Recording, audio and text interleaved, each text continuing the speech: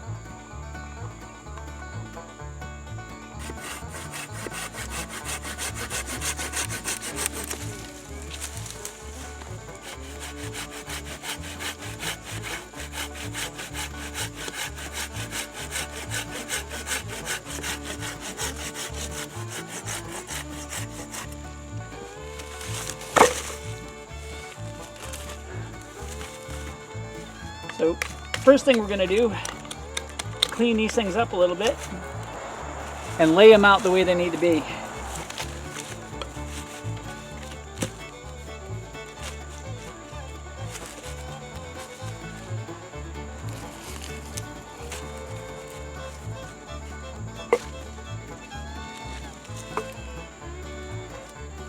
This is the way it's actually going to be when it's all said and done. However,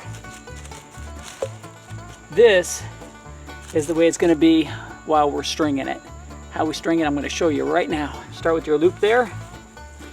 We got under, over, under, over, under, over.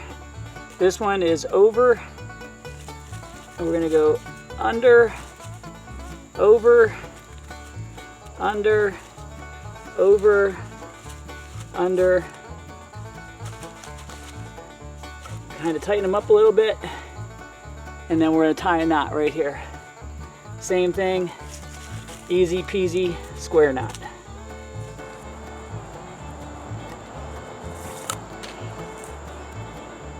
Just like that.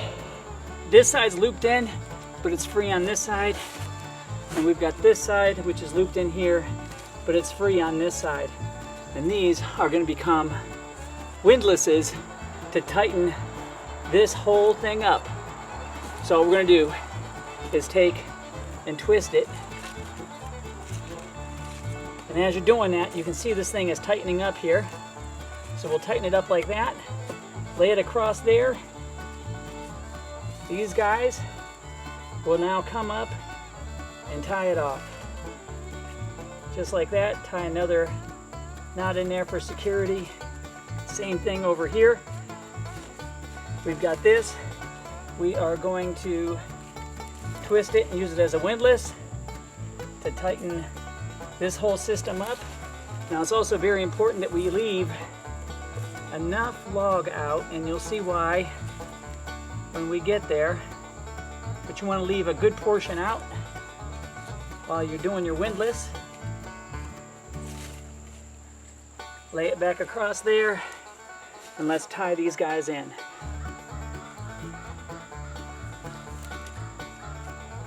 Alright guys, when you're done, this is what you got. So let's go find a tree and start rigging it up. So what you see behind me here, I've got a nice sizable oak tree, and I'm going to rig it up with some mule tape. I use mule tape A because it's not expensive, it's easy to come by, and it's very strong. This right here is 1,250 pounds of pull, and I weigh nowhere near that. And you also have to take into account when you put knots into any kind of cordage, you can cut its strength down by about 80%. So using 550 cord for this is not really in the plans. So what we need to do is find the center of this hank. You know how I do that? Look right between both ends. 2 ends, 1 middle. We're going to do a girth hitch, okay? Basically, it's going to go around the tree. These 2 ends right here are going to pass through. We're going to pull it tight. If you don't know what I'm talking about, take a watch. So there's our hole. We just pass these guys straight up through, tighten it all down.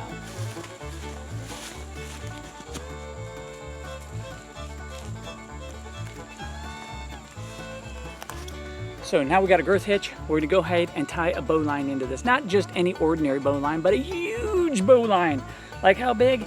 Like this big, okay? I'm 5'9". I like to get one nice big old long arm stretch out of it, and then I start right there to make my bow line.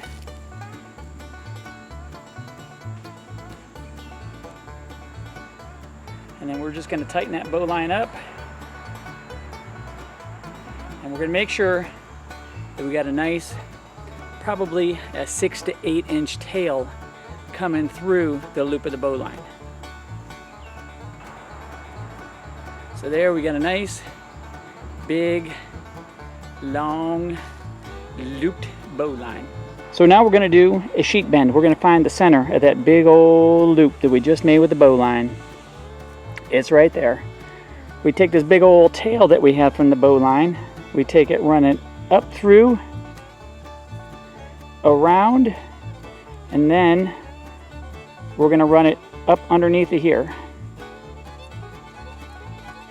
Just like that. We're going to pull it through, and what that does is that creates 2 separate lobes. So here we got these 2 big old lobes. That's what that sheet bend created, right? What could these 2 big old lobes be used for? I'm glad you asked. Let's take a look.